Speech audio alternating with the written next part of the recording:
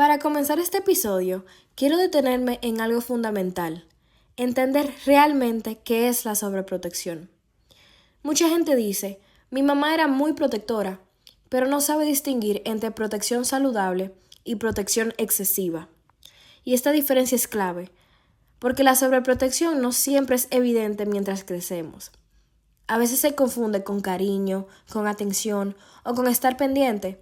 Sin embargo, cuando se cruza cierta línea, ese cuidado empieza a convertirse en un obstáculo para el desarrollo.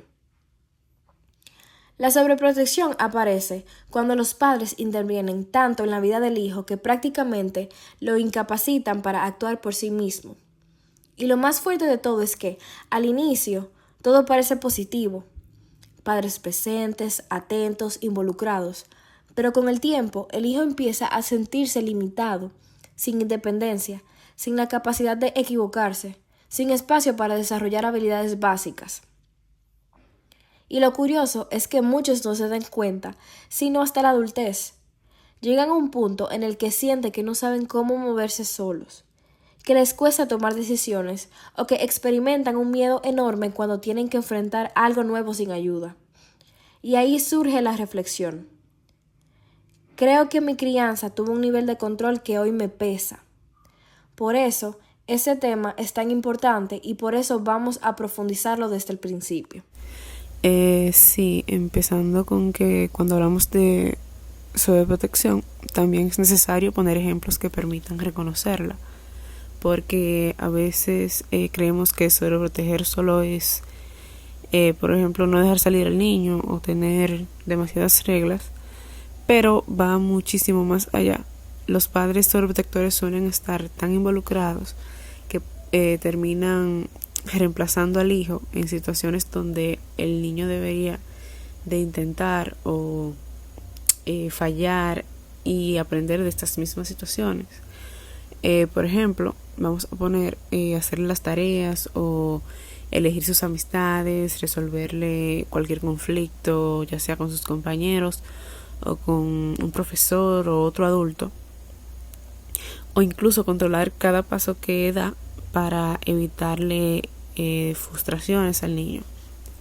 Y hay algo muy común que es evitar que el hijo sienta incomodidad. Si al niño le cuesta, vamos a poner abrir una botella, inmediatamente ese padre sobreprotector lo que hace es intervenir y hacerlo por él. Si el niño, vamos a poner, tiene miedo de equivocarse, ¿qué hace el adulto? Evita que pase por situaciones desafiantes en las que puede equivocarse. Si el hijo se enoja o o se frustra, el padre resuelve el problema rápidamente para que no llore. Y aunque todo esto parezca cuidado, en realidad le quita la oportunidad de aprender tolerancia, que es algo súper importante, o de, desarrollar paciencia, de adquirir estrategias y de, vamos a decir, entender que la vida también implica esfuerzo. Con el tiempo es posible que el niño empiece a recibir un mensaje que, aunque es silencioso, puede ser muy poderoso, que es no puedes solo. Y aunque nadie lo diga en voz alta, ese mensaje lo que hace es que se instale en su mente y crece con él. Sí, y justamente ahí es donde empieza el impacto más profundo de la sobreprotección, porque en estos casos el hijo no solo deja de desarrollar habilidades prácticas, sino que también internaliza ideas sobre sí mismo, también aprende que necesita a otro para poder resolver, que es mejor no intentar porque otros pueden hacerlo más rápido o mejor, que equivocarse a veces puede ser peligroso.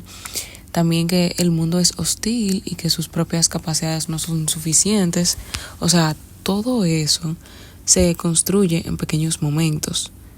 Cuando un adulto interviene, es demasiado rápido, porque cuando el niño no puede enfrentar un reto por sí solo, porque se lo impiden, cuando cada mínima dificultad es resuelta sin permitirle intentarlo. Y aunque los padres casi nunca tienen mala intención, porque la sobreprotección nace del amor, también del miedo o del deseo de evitar dolor, sus acciones lo que hacen es producir un efecto contrario al que buscan. O sea, limitan el crecimiento. Porque el niño pierde oportunidades de probar, de experimentar, de equivocarse, aprender y también de sentirse capaz. Y de adulto, esa persona puede experimentar inseguridad, también dificultad para tomar decisiones, dependencia emocional o un miedo excesivo ante todo lo que sea desconocido. Y todo eso tiene su raíz en un estilo de crianza donde el exceso de cuidado se convirtió en control. Y por eso entender que es la sobreprotección, que esta es como el punto de partida para poder reconocerla, trabajarla y también transformarla. Porque solo cuando nosotros identificamos ese patrón, podemos comenzar como a construir nuevas formas de acompañar que realmente permitan que los hijos crezcan con una autonomía, con confianza y también con fortaleza. Ahora quiero entrar a un punto clave, porque si ya tenemos claro que la sobreprotección afecta, la pregunta lógica es, ¿por qué pasa tanto? ¿Por qué si los padres aman a sus hijos y quieren lo mejor para ellos, terminan cayendo en prácticas que sin querer frenan su autonomía? La respuesta no es simple, pero sí muy humana. Mucho tiene que ver con emociones profundas. Para empezar, está el miedo. El miedo a que el hijo sufra, fracase, se equivoque o viva situaciones dolorosas similares a las que los mismos padres enfrentaron en su infancia o juventud.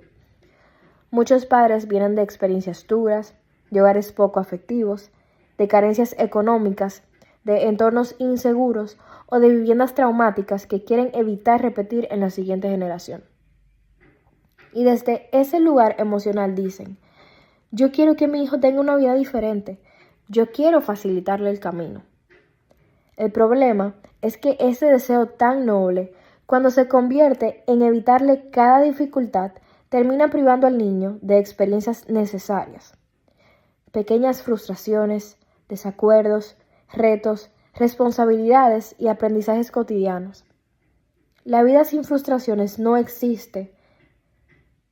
Y justamente esas pequeñas dificultades son las que fortalecen emocionalmente al niño. Pero el padre, movido por el miedo, intenta borrarlas. Y sin darse cuenta, al borrar las piedras del camino, también borra los aprendizajes que esas piedras traen. Sí, y a eso que dices, pues se suma pues otra razón muy común que vendría siendo la culpa parental. Que esto ya es pues cuando los padres sienten que no pasan como suficiente tiempo con sus hijos, ya sea porque trabajan demasiado o porque siempre están agotados o tal vez lleven una vida un poco acelerada o tal vez porque emocionalmente sienten que pues no están tan presentes como quisieran. Entonces lo que hacen es buscar compensarlo, resolviendo todo por los hijos. Sienten que como que no estuvieron ayer, entonces hoy deben hacerles todo. Ayudarles más de la cuenta o evitarles más dificultades. Vamos a decir, acompañarlos en exceso. Decidir por ellos para que no sufran. Pero bueno, también aparece un elemento importante que es la inseguridad del propio adulto, que viene por ahí mismo. Hay padres que no confían en sus propias capacidades y esa inseguridad se traduce automáticamente en una falta de confianza hacia el hijo. Si vamos a decir, el adulto siente, yo no soy suficientemente competente, o de forma inconsistente también piensa, mi hijo tampoco podrá solo, entonces interviene en exceso.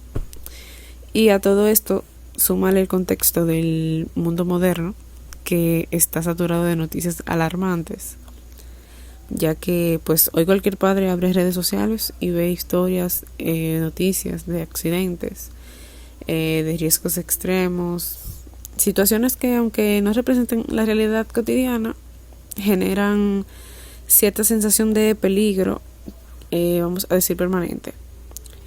Esa percepción exagerada del riesgo hace que los padres llenen la vida del niño de restricciones, como no lo dejo subir solo, no lo dejo ir al súper, no lo dejo decidir, o no sé, no lo dejo intentar porque podría pasar algo.